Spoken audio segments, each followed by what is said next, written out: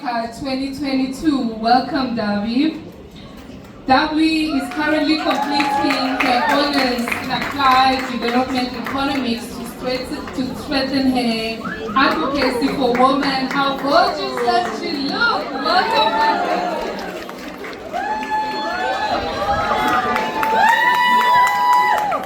So just to share some info about Davi. Davi is currently completing her honors in applied development economics to strengthen her advocacy for women and youth rights. Her biggest passion is empowering the youth and reducing inequality, and through her foundation, the Davi Nogeri Foundation. So I think that's where also our brand aligns, because glamour stands for youth and women empowerment. So Davi, I'm so happy that you could join us here today. Please welcome Davi. Thank you so much. So we're going to start with a casual chat before we move on into the juicy part of the evening. Just like sharing some self-care tips and just sisterhood. So Davi, what is your go-to self-care routine and indulgence that you need when you need an extra love? Thank you so much, Nantando. Good evening, ladies. How are you guys doing? You guys look fantastic. Oh my goodness. You look absolutely wonderful. Hi, Nomalanga. You look stunning. Thank you for hosting us this evening. To answer your question, my self-care tips.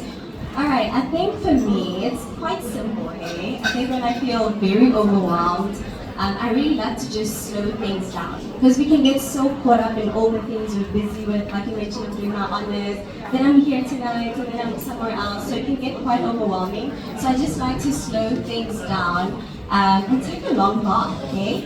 My mom used to say, Matia Orisa, which means water heals. And I think it's true, because after I've sat there for a while with my face mask, I come out feeling strong again and empowered. And sometimes I put on some Netflix and watch Love is Blind or something like that.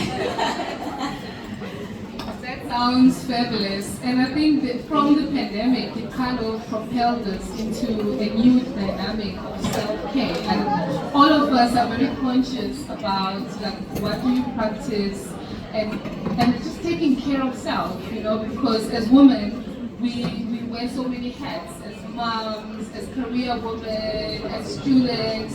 So it's kind of important to just bring it down and just check in with yourself. So I also love a good bath.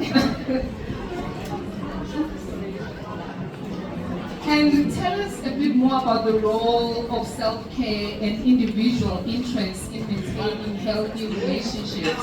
Not only for your lovers, but your friend as well, in general. I used to do this thing where I would want to spend all my time with my friends and with my partner. And I used to think that it comes from a place of love, right? But I've learned that it can be so dangerous when you focus so much on just wanting to do everything with your friends and everything involving your partner, that it can be suffocating for them, And so I realized that I need to take time to focus on myself, have interests outside of your friends, having interests outside of my partner, so that I can find all the layers of who I am, I realized that if I'm constantly just spending time with friends, we all just kind of become the same person.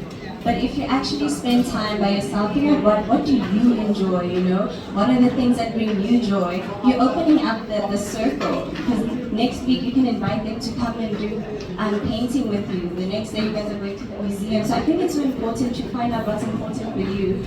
Because at the end of the day, it expands what you guys can do as friends. It also brings a sense of independence.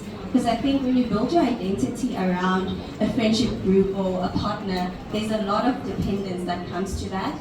And I think there's a freedom in being independent, Because if I don't have my friends and they're busy, I know that I can get up to anything else, because we do get busy, We all know this. We get very busy and your friends aren't always going to be available. So it's important to have that sense of identity within yourself and find enjoy within yourself. And I think it's a foundation for great relationships from that point of view. not feeling desperate Yeah. for that friendship, because that can be truly suffocating for the people around you. I love that, and I love that you touched on activities. Ladies, I would like for us to share as much as possible. So if you would like to contribute something, like on my next question, like what are some of the love languages do you use with your friends or in a relationship? Like please feel free to put your hand up. Let's get a conversation going because this is what tonight is about. I'd actually love to hear what's your love language. Sunflowers and red wine and just long walks because I love long walks, whether at the beach, by the promenade, because I live in Cape Town. So yeah. I love that. Very healthy, very nature. Yeah. So my love languages, okay, mine are a bit weird for some people. So my first one is words of affirmation.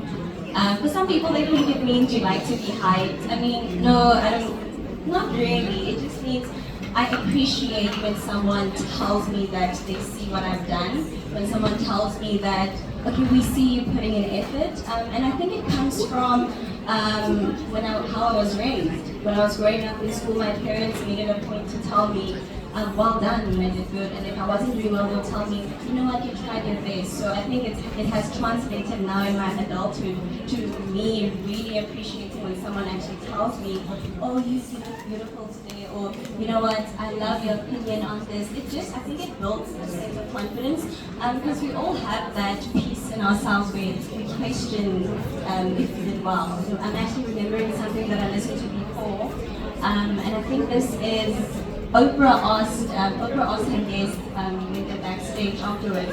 Oh no, she says that every time her guest was done with an interview, backstage they'd ask her, how did I do? You know? And she had amazing guests, you know, billionaires, people who have done amazing things in life.